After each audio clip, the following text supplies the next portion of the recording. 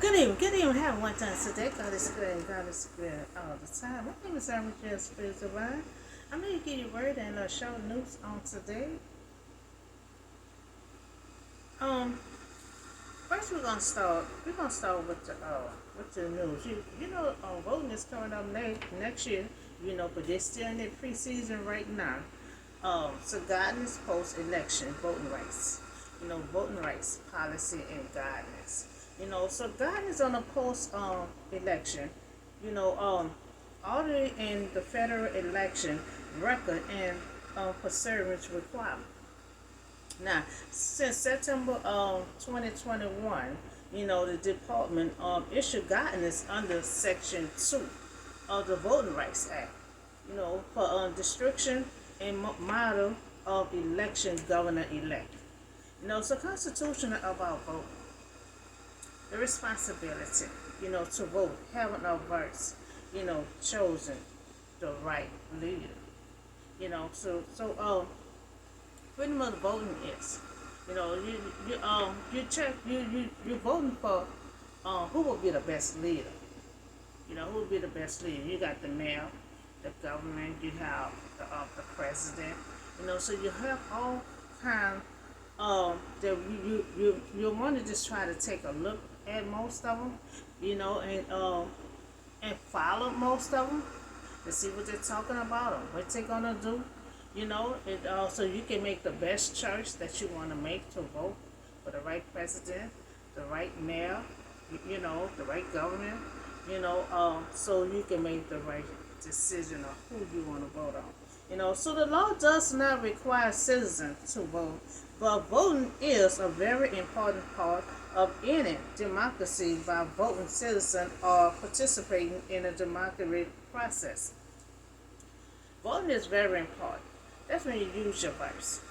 That's why I'm always trying to fight in Mississippi for voting, for everyone to vote. Everyone should have the right to vote. That's your voice. To pick who you want to lead. So citizens vote for leaders. To represent them in the idea, and the leaders support the citizen interests. So a lot of them gonna be going from state to state. And if you're interested, you'll want to go and see what they're talking about. See what they want to do for 2024 when they step in seat. So for requirement to vote, Chrysalis, citizenship, resident, the age, and another thing, if you're a Republican or you're a Democrat, you got to pick which one you want to be, what side you want to be on. If you're a Democrat or you're a Republican, so that's another decision that you're gonna have to make. So why is it important to vote in the election? As a voter, you will help decide who will lead us. You make your voice, heard in important issue, that affect the future of our stage in the nation. Not every time you use your precious rights, to vote, our Democrat will grow stronger. So voting rights for everyone. So a lot of times we still fighting for a lot of stuff, because now, like in Mississippi, they going by the district, because, not certain district, that's what you have to vote on. Certain district that you got to go at to register to vote. But if you don't have a district, and it's not on the map, then you won't be able to have a voice, to vote. So that's a lot of things. That's an issue right there we are trying to speak of. Not today. Today, citizen over the age of 18 years old. Because we need everyone to vote. So I think 18 is appropriate, decent age, to start voting. You cannot be denied the rights to vote on the basis of race, religion, sex, disability, so in every state, so citizens must register to vote. Now voting is next year, but I advise y'all to start registering now, what state you're in, whatever district you're in, that's where you have to go register at to vote.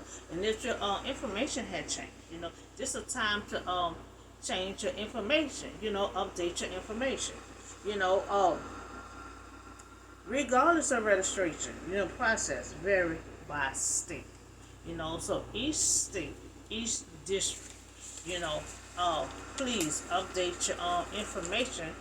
And if you have not, if you're 18 years old and you have not registered, this is a time for you to register. This is a time for everyone to register. This is a time for you to update your information and be ready for next year to vote. So also the 15th Amendment give African American men the right to vote in 1870. But many weren't able, to exercise this right. Because some states, use literacy tests and other barriers to make it harder to vote. Now, some states, you got to go through, sometimes you got to take a test, or sometimes you got to go through so much to even vote. So they'll make it so hard. That's in certain states. So voting are civil rights. The voting rights, act itself has been called the single most effective, piece of civil rights. Legacy, ever passed by Congress. So a voting plan. Voting plan.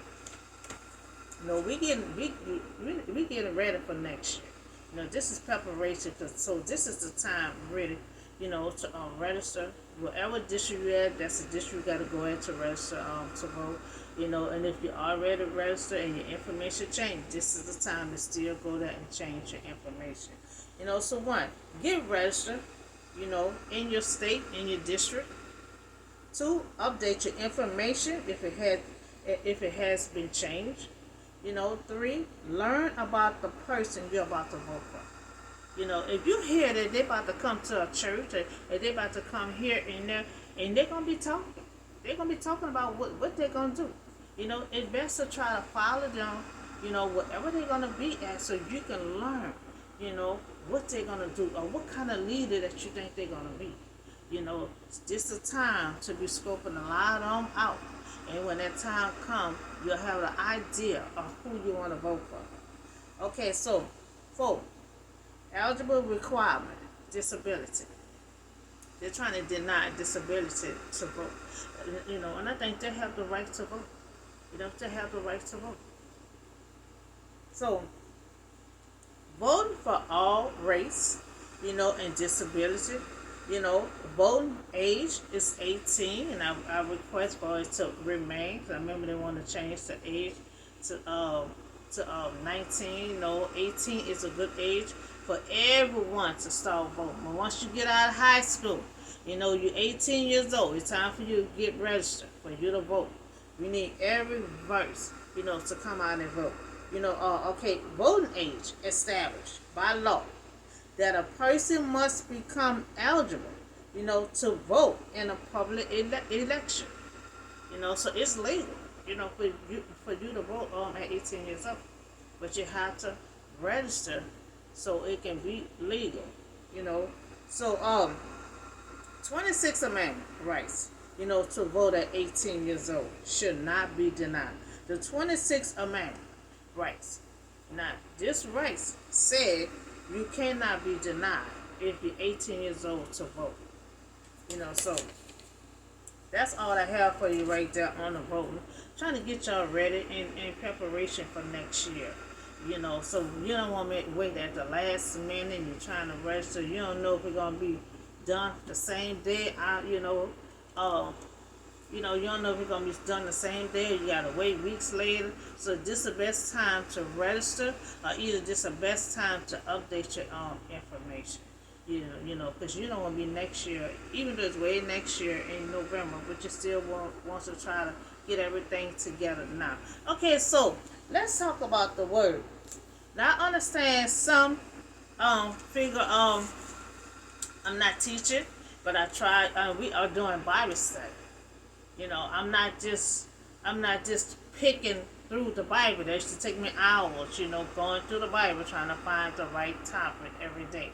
So since I'm going to be teaching Bible study, I start, let's do the Bible lesson, so I have the material already. We start from Eve all the way up until now. So I try to pick the best one as possible. With a little lesson, always have a lesson in it. Like the other day, we talk about Ezekiel when he got sick. He got heads up. God said, you about to die, you're not going to recover, you're going to get your house in order. So that was a lesson. When somebody tell you you're going to die, most people just turn around and cry. He wasn't settling for that. He turned around and he prayed to God. Who know that power? There's power in prayers. So what I be putting out, a lot of time, it do have a meaning to it. It do have a learning to it. So we are doing Bible stuff so we all can get the detail from the front to the back of the Bible. So we on Esther. Esther also is an important part of the Bible. Because they don't talk about God too much in her story, but she is an important part of the Bible. That God had used her. Put her in the position at the right time in the right place. So we're gonna talk about Esther. We're gonna talk about Haman plot. To destroy the Jews. Cause she had become the cousin raised her. Cause both of her parents, was dead. Both of her parents dead, so he raised her like his own. And had a position up for a queen. She's beautiful. And so that's all part of God's plan. Sometimes, you got to step your foot in first. Now, that's not what God, want her to already be, but it was for her to step her foot into the ground. It's what God wants to have her at, position at. And then when the other situation come along, that's what God wants to use her.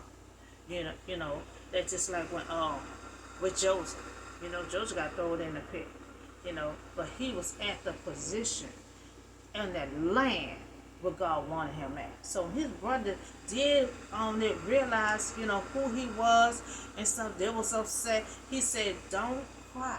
Because God said he used y'all to throw me in a pit to put me on a land where he wanted me stationary at. So sometimes, you at a place and you be like, you think it's a coincidence. A lot of time when stuff seems like a coincidence, it's not a coincidence, it's God doing. God working, putting things in motion. So we so this one here gonna come from Esther chapter 3, 1 through 15. Now Esther, she's a new queen. I ain't read one about her being a queen and step in and stuff. But she lost both of her parents. But her cousin, Mordecai, raised her as his own. Now her cousin is the one who entered her into the queen passion. But he told her, do not tell no one, about your family background, that we both are Jews. So she probably think, that nobody won't take her in if she let them know she's Jew. Jew. That's there's a Israelite.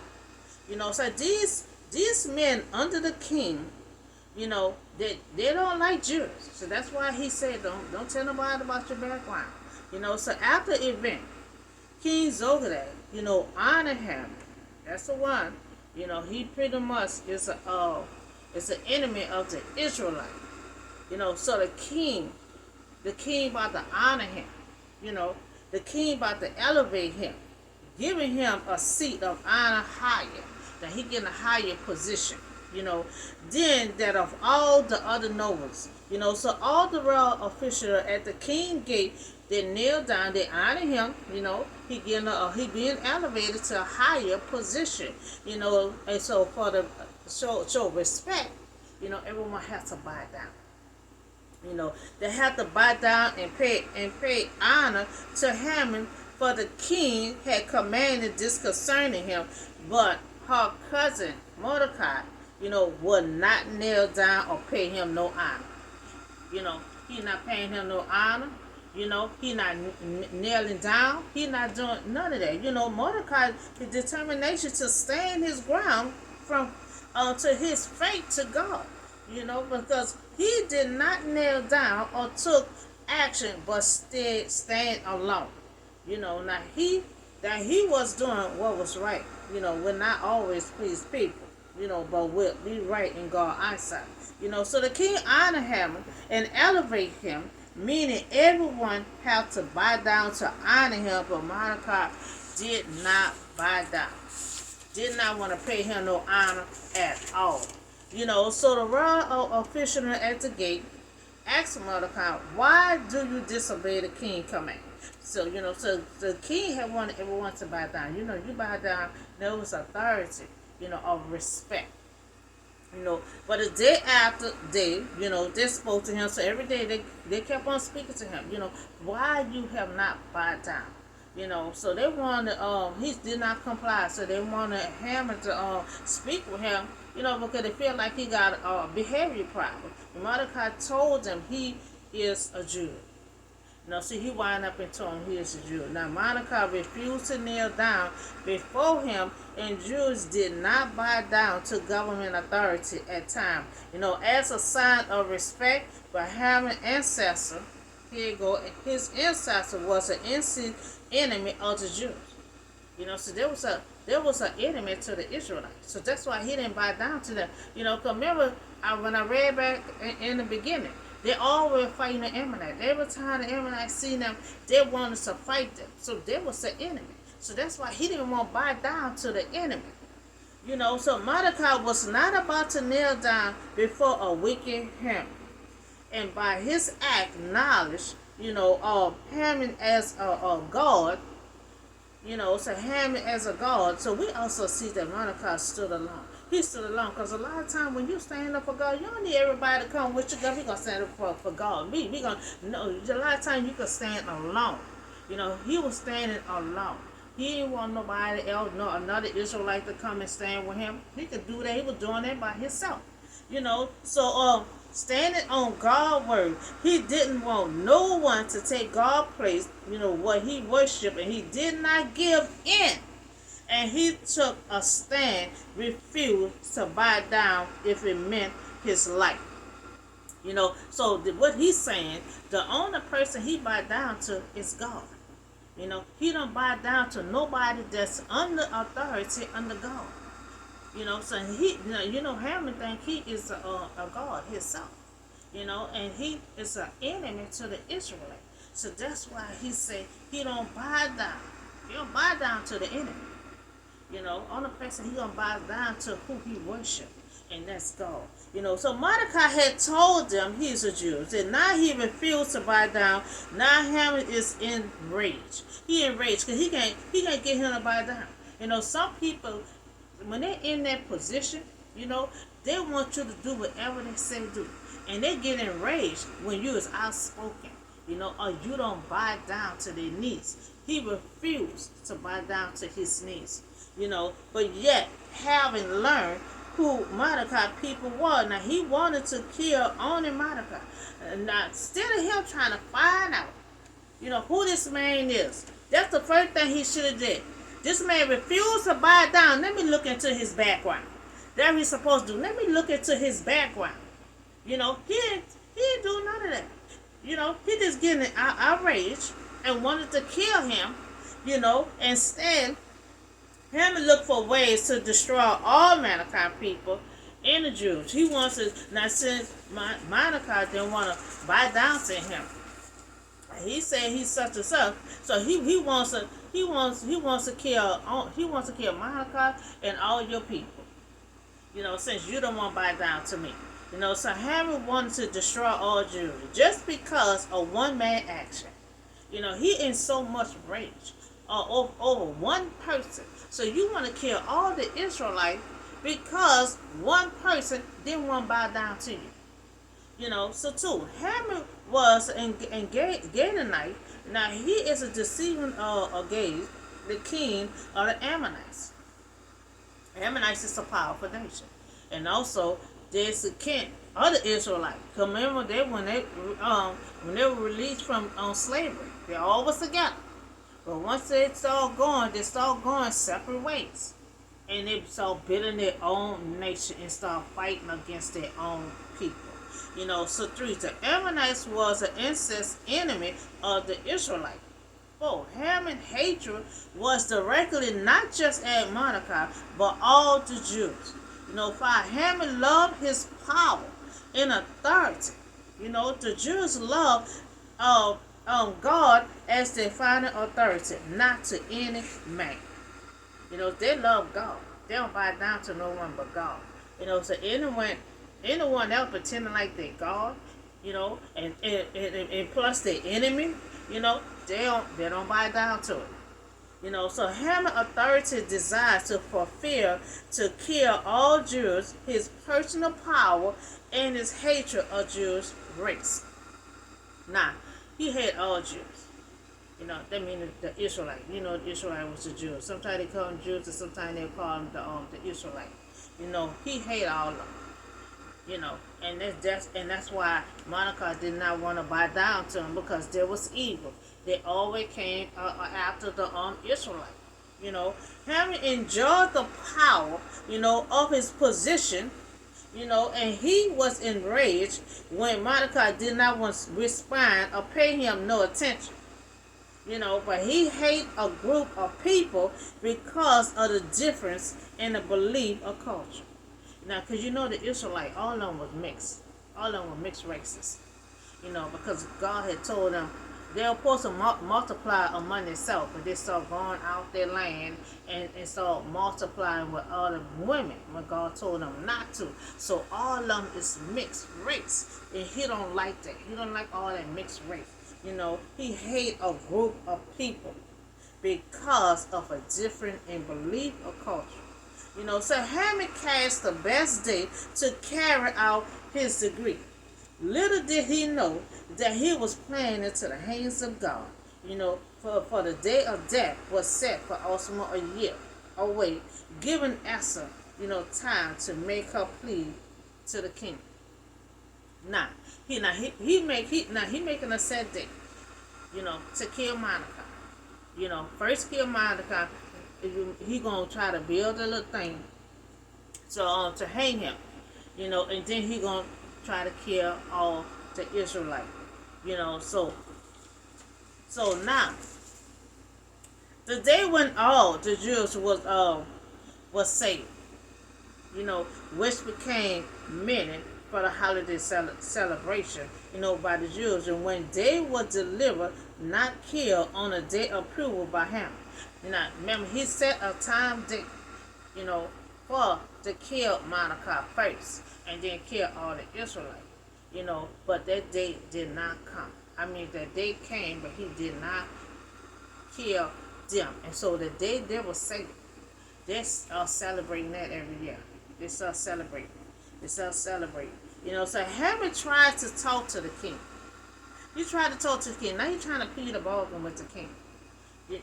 Not saying there is a certain people. Now he's talking about Mordecai. There are certain people dispersed among the people and all the prophets of your kingdom, who keep themselves separated. Talking about Mordecai. Mordecai not with the group. He really just brought his cousin there, and he just pretty much monitoring his cousin. So the king's certain people is not obey the king law. It's not. He trying to bring the king into this now. So he's trying to get on the king's good side to handle Mordecai. Now, if it pleases the king, let a decree, be issued to destroy them. Now he coming up with a decree now, meaning he coming up with a policy. Because remember, he was going to kill Mordecai, but now he's trying to get the king to do it. Put it in writing. That's what he's trying to do. Trying to put a policy in writing. He said the decree be issued to destroy them. And I will give 10,000, talents of silver of the king administration for the royal treasury. So he already rich. Now he's talking about giving money. He wants Mordecai, to be dead, because Mordecai didn't pay him no attention at all. He didn't bow down to him. He didn't give in, because day after day they kept on asking him, why are you not bowing down? So he wanted all Jews who will be killed through his degree. You know, so he building up, he writing up this policy for Mordecai and how many the Israelite he gonna kill. You know, so a large number of Jews were living in a kingdom of this time. Little did Haman know that his treasury would backfire. You know, we're gonna be reading on to this story here. You know, not today, but this story gonna be coming. Now, you pay attention to this story here. Haman is talking to the king. Now he writing up a policy to destroy Mordecai. But later on in other passages, we're gonna find out how the table will turn. You know, so the king took his signet ring from his finger and give it to Haman, the enemy of the Jews. He the enemy of the Israelites. You know, silver is standard of the empire, and Haman often represented a staggering order. Haman may have been this rich man. He that rich man. And remember, the king elevate him to higher, you know, standards. You know, he got a higher position. You know, so giving him a ring is represent his authority, you know, throughout his empire. You know, so when used as a seal on a document, that document is law. You know, to allow another to use that ring means that the king had given full authority to that person.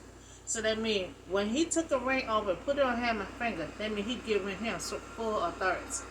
You know, meaning he could do whatever he wants. You know, so he writing up policy, you know, to get rid of Mordecai. So now Haman he rich, you know, but the king said keep the money. So the king told him to keep the money, you know, but you know, by him rich, you know, he said do with the people as you want. You know, so king gave him the money, he writing up the policy, and then the king said do whatever you want. You know, so 13 days, you know, of the first month of the royalty secretary, you know, was summoned. You know, so they wrote out in the script of each province in the language of each people, all having orders to the king's scribe. The governor of provinces, this was written in the name of the king's seal with his own rank. You know, so it was used in the signet ring as a personal signature. You know, so by giving him, you know, his own rank, king gave him a personal authority to do whatever he wished. You know, so now the king order, you know, had been sent out. They finished writing up the policy, you know, so it been sent out, you know, to destroy and kill all the Jews, you know, young and old, you know, 13 days on the 20th month. So God has stepped, you know, God stepped in. Now, it's not going to be in the story. You know, when I first read the book of Esther years ago, you know, I ain't see God nowhere in it. But you already know God is always working behind the scene. You know, he's stationary as a death for a reason. You know, God stepped in. And when Esther would be at the right place at the right time. You know, she thinks, you know, so she thinks she just to be a beauty queen. That was just a dip in the own thing for her to just set for her foot on the land. You know, she wasn't really supposed to be planning on just being a beauty pageant. You know, God about to use her, you know, to deal with this situation here. You know, so if his degree had been carried out, all of God's chosen people could have been exterminated. You see what I'm saying? That's why God had to step in. Because you know the Israelite is God's chosen people. You know, he's talking about destroying, you know, the Israelite. You know, God wasn't having that. You know, God stepped in. He was about to destroy, exterminate all the Israelites. You know what that means? Let me tell you what it means. You know, so God's plan is sent, you know, of his son on earth as the Jews could have been ruined. You know, because you know Jesus was coming after that. You know, he is a bloodline of David. You know, David is a Jew. You know, born in Bethlehem. So that's why Jesus gonna come down here, gonna be a Jew. They ain't born in Bethlehem. You know, so if he would have destroyed all the Israelites, that would have messed his whole plan up. Well, what Jesus was gonna do? Jesus was supposed to have been born as a Jew. You know, so that would have been all messed up. You know, But God plan cannot be stopped. You know, everyone always trying to stop God plan, but He unstoppable. You know, he is unstoppable. You know, he say cannot be stopped. You know, Haman, is to be doomed to fall. You know, and we're gonna keep on reading on that on these pages, because Esther's book is not that long. You know, so a copy of the text was issued as a law, and every property and made known to the people of every national, so they would be ready for that day. So they got the paperwork done. The ones that have everything, written up in writing, and had the date ready and everything. But we gonna see how the table will turn. The carrier had went out by the king commanded, and it was issued, so when everything was issued out, the king and Haman had sit down and had some drink. You know, they're doing a little celebration right now. They think they're gonna kill all the Israelites. They ain't about to mess God's plan, huh? Because Jesus supposed to be coming right behind himself. In the New Testament, and where he gonna go at? He supposed to be born as a Jew. He's very bloodline. So Haman had wanted to kill Mordecai and all the Jews, but God was not gonna have that. He wasn't gonna have that. You would mess God's whole plan up, and His whole plan is unstoppable. So Haman tried to get in good with the king. Trying to help the king to get rid of Mordecai. Let's write up this policy. Let's destroy him and let's destroy all to Israelite. But we see that God will step in. Because it is dealing with His chosen people. The future of the Jews of Jesus. Who would enter on earth. So God wasn't about to have that messed up. So the next package, the cousin would ask Esther, to help, with this issue. That she is a Jew. But he had her not to tell the king her background. Now, for her to help, the next package he gonna tell her, about everything that's going on. And then for her to help, that means she had to talk to her husband, the king, and let him know about her background first. And before she tell him the issue is going on. And they're gonna be the first to move of God using Esther for this situation here. Esther didn't know nothing about this here. But God know about this here. God had all this plan in motion because He wasn't about to let Haman destroy all His chosen people. So now he gonna use Esther, to save her people. Save her people. So Esther is a good book to read. I took and read Esther whole book, in a couple of hours. You can read Esther book is pretty much good. God had used Esther. And she thinking she just gonna, and she into the beauty queen. She thinks she just gonna be a beauty queen to the king and all that. No, God had other plans for you. You were just stepping in there as a beauty queen, just because you had to step on that lane where God wanted you to do some other work for. So we gonna still come back with the next package. Gonna be Monica gonna persuade Esther to help. So that's what Esther gonna step in. But she just made a beauty queen, and now she have this project to do, and she gonna do it very well. She ain't gonna turn it down. She ain't gonna stutter. She gonna get right to work quick. So we also had talk about vote, get prepared for voting for next year. To try to follow who you want to vote for. Find out what they're speaking on, or what they're gonna do once they get in seat. So you can have a voice of picking the right president, the right governor, the right mayor, whatever the case is, to try to do some research on that person, so you can get the right person, the right leader to vote. And I also talk about preparing registration. If you have not registered, this is the time to register to vote. If your information had been changed, it's the right time to update your information. And if you out of school, high school, and you're 18 years old, some be 18 when they get out of school, and some is 17. Unfortunately, you can't vote at just 17. But as soon as you make 18, go wherever district you in, go and register to vote. No, just for the young people. If you're 18, they cannot deny you. You do your own registration and get ready to vote. You know, if you talk about Esther, we talk about Haman wants to kill Mordecai because he didn't want to buy down. Also found out he is Jewish, and he don't like none of the Israelites. He don't like the mixed culture. So he wants to destroy all of them and got with the king. To make up a policy to destroy Mordecai and all the Israelites.